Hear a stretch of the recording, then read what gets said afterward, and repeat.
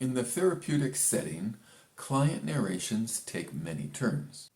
In your session notes, you try to keep track of the challenges and important life events from your clients' lives. Let's imagine that, as of late, one of your clients has been discussing the anger he feels about the abuse he suffered at his father's hands when he was a young boy.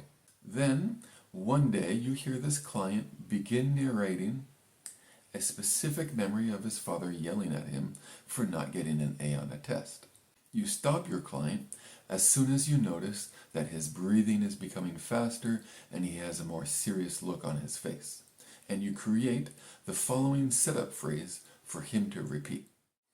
Even though I am starting to feel all of this anger at my dad, who yelled at me for not getting an A on my test, I deeply and completely love, honor, and accept myself as I am.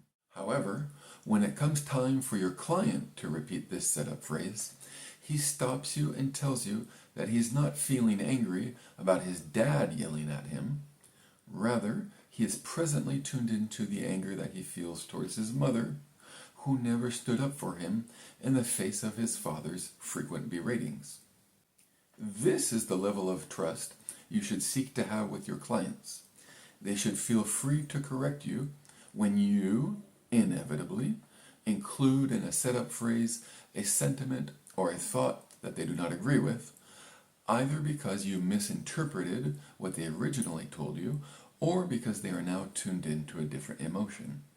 To facilitate this type of rapport, many practitioners will tell their clients, the first time they work with them, something to the effect of, "If I ever say something that doesn't land with you in any way, please stop and tell me." We always want to do tapping for the emotion the client is feeling in the moment, while also, whenever possible, using the exact words that they used when describing that emotion in the first place. Another place where practitioners can misconstrue their clients' true sentiments is during the setup phrase.